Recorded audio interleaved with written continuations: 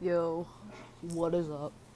I know it's been a while. Maybe my voice has gotten deeper, but I just have to talk about something real quick.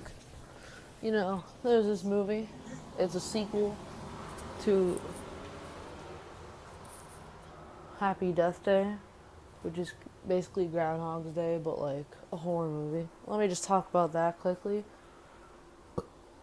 Happy Death Day was okay. Whatever. It wasn't scary, but it wasn't really trying to be. So, didn't take itself that seriously. It was fine, whatever. But Happy Death Day to you, that's it. Wow. Just like, there's a lot to cover. So basically, the Asian kid with blonde hair, he's back. He can't act. He can't act. Let's just cut to the chase. The first 15 minutes, he's like creating like this ball of silverness that created the time loop. Yeah, okay, whatever. I'll believe that. And then Tree, Carter dude, they're in it, and then he's like, yo, the silver ball's gonna blow up. And the silver ball blows up, and like, uh, it sends Tree back to Monday the 18th, but it's in a different dimension, everything's all different. She's like, oh my god, my mom's alive, maybe I wanna stay here. Nope, I don't wanna stay here. And then I'm gonna run around. Theoretically, she could just kill herself, and there'd be no conflict. So basically, she just like, every time she kills herself, she gets weaker, basically. And whatever, that's fine. Like, whatever. I don't care. The killer is some dude. So basically, the killer from the first movie, Lori, isn't the killer here in the other dimension. She's like having an affair with the professor from the first movie. And then, like, his wife's like, yo, I'm not letting this little whore ruin my marriage. I'm not paraphrasing, that's precisely what she says. So basically, they're married and they want to kill Lori because she basically had an affair with them and broke up their whole marriage. That's a fine motivation and all.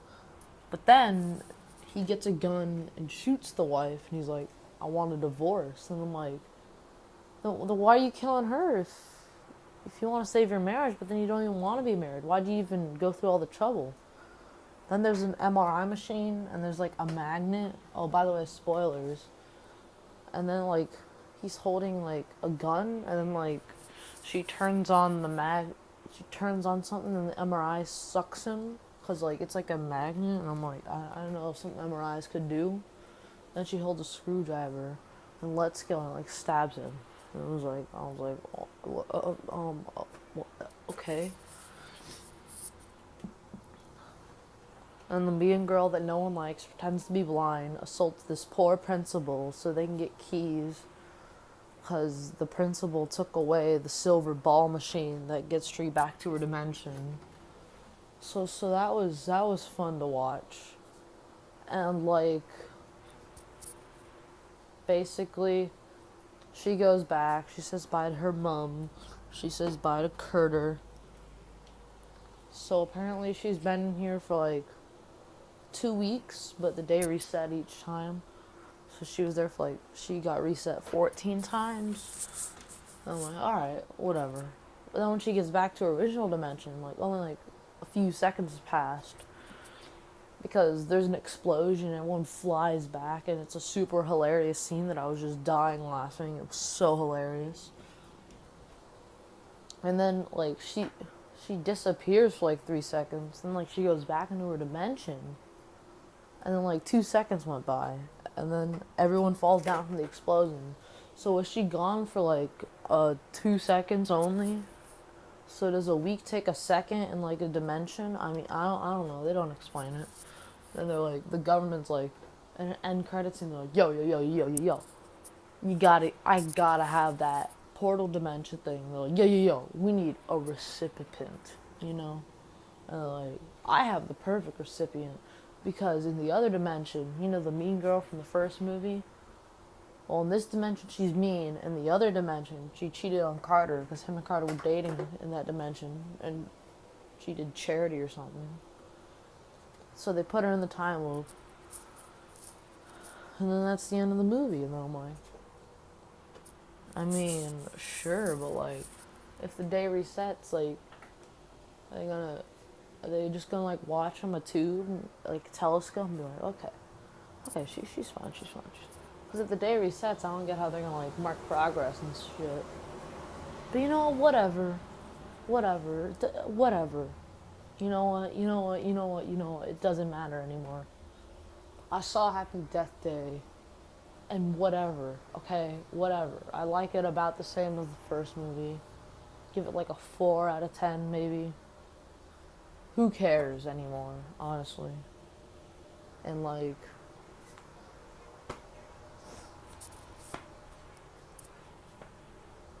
I guess Tree, the actor who played Tree, was pretty good. Everyone else was kind of eh. And then the blonde Asian kid was like awful. So like, you know, he had more screen time, and it was like, was that necessary? Couldn't he like only be there and be like, yo, Carter got slammed that pussy, and then he walks in the door, and then Tree just looks at him, he's like, and walks away. And he's never seen again. Why can't they just do that? But you know what? Whatever. If they make a trilogy and they do the same shit, whatever. It'll be a fine trilogy, surprisingly. This movie's better than most of the horror movies out, which is a sad thing, because this isn't even like a horror movie. I laughed at a few jokes. Whatever. You know. Super,